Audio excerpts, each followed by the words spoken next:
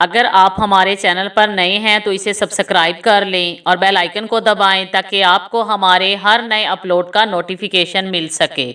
अस्सलाम वालेकुम friends, welcome back to my channel. इस वीडियो में मैं आप लोगों से बालों को लंबा और घना करने के लिए एक बहुत ही मुजर्रब वजीफ़ा शेयर करूंगी।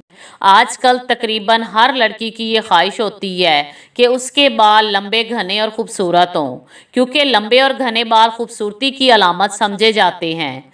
इसके लिए वो महंगे तरीन शैम्पू इस्तेमाल करती हैं और कई तरह के टोटके आजमाती नज़र आती हैं। लेकिन हम आज आप लोगों को बाल लंबे और घने करने के लिए एक बहुत ही मुजर्रब वजीफ़ा बताएंगे।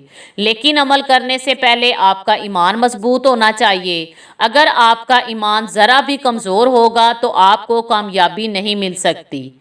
एक रिवायत में है, शहद की मक्खियों से पूछा गया कि शहद इतना मीठा क्यों होता है, तो मक्खियों ने कहा, हम फूलों का रस चूसकर छत्ते में सेव करते हैं तो शहद मीठा बनता है। फिर पूछा गया कि फूलों का रस इतना मीठा तो नहीं होता, शहद कैसे इतना मीठा होता है, तो मक्खियों ने कहा, फूलों का रस चूसकर छत्ते की तरफ आते हुए हम हजूर अकरम सल्लल्लाहु अलैहि वसल्लम पर दरूद शरीफ भेजती हैं। उस दरूद की बरकत से शहद इतना मीठा हो जाता है। वजीफ़ा करने के लिए ईमान मजबूत होना पहली शर्त होती है। ये अमल शुरू करने से पहले अपने बालों की पैमाइश ज़रूर कर लें। सूरतुल अहज़ाब की आयत नंबर 56। बिस्मिल्लाहिर्रहमानिर्रहीम।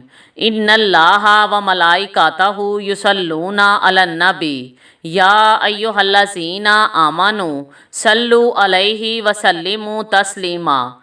किसी भी कागज़ पर लिखकर बालों पर लगाने वाले तेल में डालें और रोज़ाना ये तेल बालों में लगाएं। 2 हफ्तों के इस्तेमाल से ही आप देखेंगे कि आपके बाल लंबे घने और ख़ूबसूरत हो गए हैं। अगर इस वीडियो से रिलेटेड आपका कोई भी क्वेश्चन हो तो कमेंट बॉक्स में टाइप करें। अगर ये वीडियो पसंद आए तो इसे लाइक करें और अपने दोस्तों के साथ शेयर करना मत भूलें। Thanks for watching.